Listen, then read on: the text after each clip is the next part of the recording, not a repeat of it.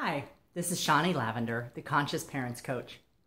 And today in this video, what I'd like to talk with you about is how our expectations as parents can get in our way of parenting gently. So first, let me say what I mean when I say the word expectations. You might also use the word demand or attachment or being attached. So for instance, you may have heard the saying or the idea that when we get attached, or really attached to something being a certain way, then we're really focused only on that outcome. It's like we just really get narrow-minded, narrow-focused. And so that's what I mean by being attached. It's like we really, really need this thing to happen. It's a strong, strong urge. And the same thing about demand. When we're demanding, we don't have that flexibility. So we basically have, nope, this is the way it's got to be. This is what I want.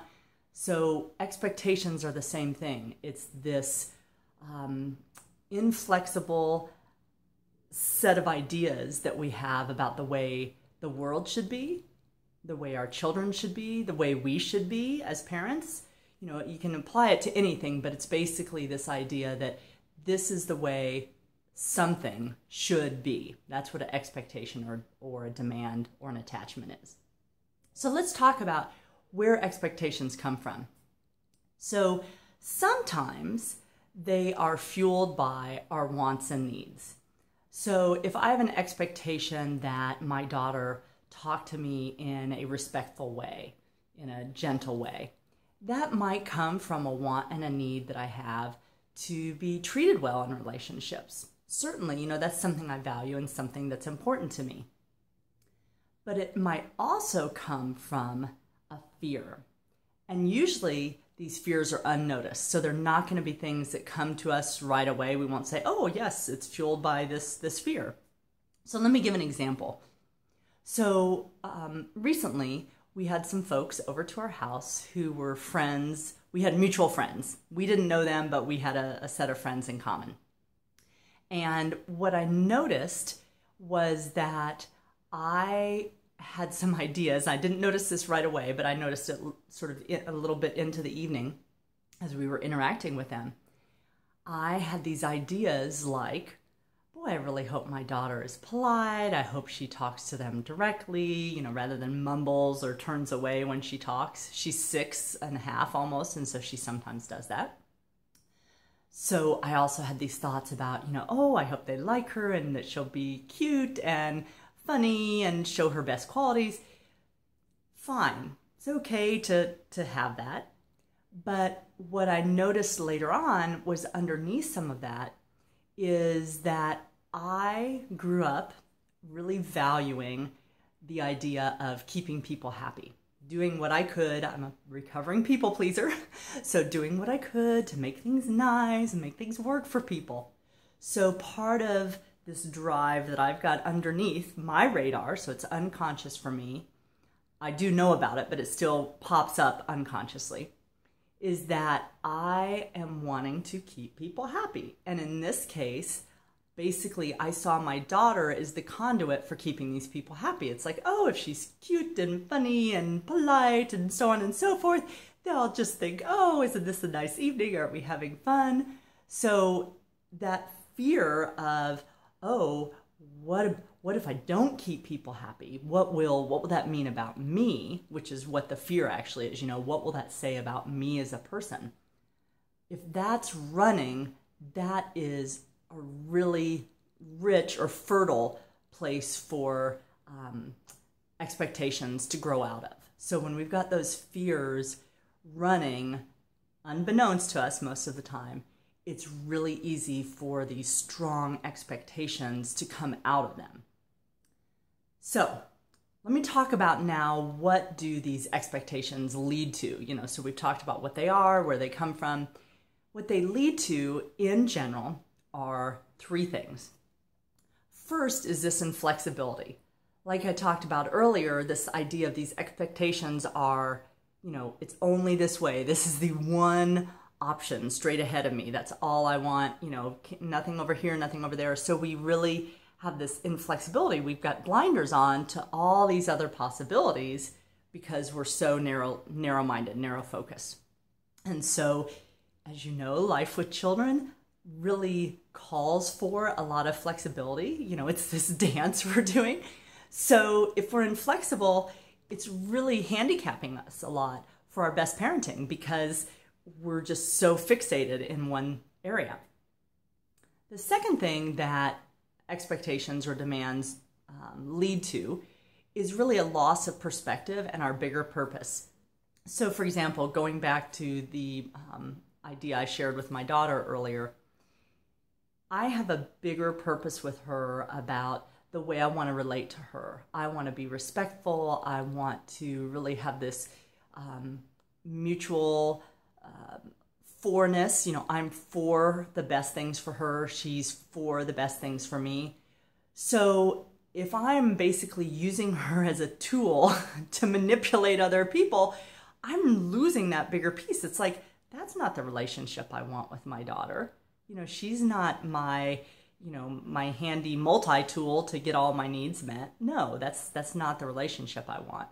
So when we have really strong expectations or demands, it's easy for us to lose that bigger picture of, what are we going for here as a parent or in our relationship with our child or in the way we interact with the world. So we lose that. The third thing that expectations tend to lead to for most parents is shaming our children. Now, I have another video about shaming, which you can find on my YouTube channel, but and it goes into it in more detail. But basically, sort of the same bottom line. When we have this narrow, there's only one way, it has to be this way, you should be doing this. If our child deviates from what they should be doing, then it's really easy for some of our old stuff to come up and us to shame them, by things we say, by the tone of voice we use. And so we really don't want that. I know you don't want that with your children, because not only does that make us ineffective in our relationship with them, but it's really damaging to their self-worth and their self-esteem. So let's talk a little bit about now that you know these pieces, what can you do when you do have some things that are important to you? Because I know I have things that are important to me too. So I'm not saying don't have any ideas. I'm saying don't turn them into expectations. So there's a difference. Have your wants, just don't turn them into expectations. So now you have these wants. So let's talk about how can you help your child meet those wants without, turning them into expectations. So the first thing to do is simply to notice when you're having an expectation or a want. So sort of see where you can rate yourself on a spectrum. Like, I have to have this is a 10, and you don't really want to score a 10. And I don't care at all. That's a 0. So sort of see where you are on that spectrum. Are you a 5? And just really get clear on, oh, I'm having an expectation. How can I ratchet that down and yet still speak up for myself? It's not a trade-off. It's just an awareness. So that's the number one, is notice where you are in terms of, is it a super definitive expectation, or is it just, yeah, I want it and I'm cool if it doesn't happen. Secondly, determine what's underneath that want. So when you say, okay, well, I want my child to speak to me respectfully, well, what's really, really, really underneath that? Not just some idea, well, they should and blah, blah. It's like, oh, well, what's underneath that is I really want to have this deep, connected, loving relationship. And part of what I know for me is that when I'm not treated well, it makes it easy for me to not treat somebody well back. Doesn't make them responsible, but I just know that about myself. So what's underneath may be, I really want to have this mutually respectful relationship.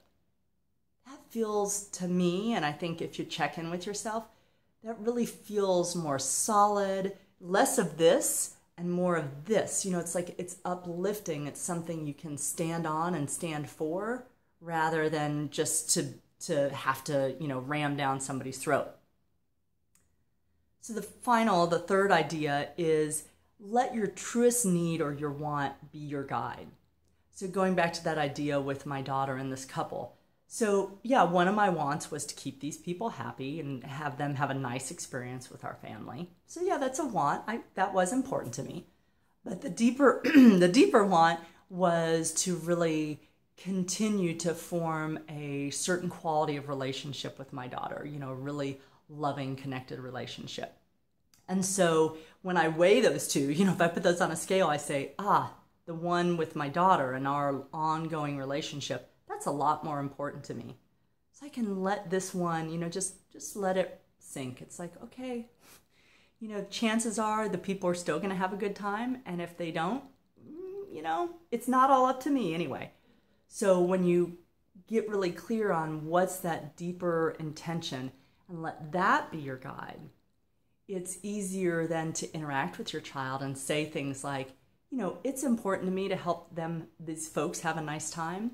And I really want to connect with you ultimately. And so, how can we work together tonight to have both those things happen?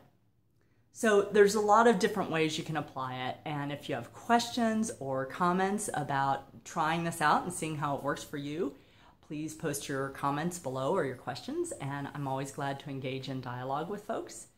And the final slide, you'll find ways to reach me. And you'll also get links to some other videos and other programs and resources I have. So I hope this has been helpful in clearing up why expectations can really inhibit our abilities as a gentle parent. And once again, my name is Shawnee Lavender. I'm the Conscious Parents Coach, and I really thank you for spending this time with me. Take care.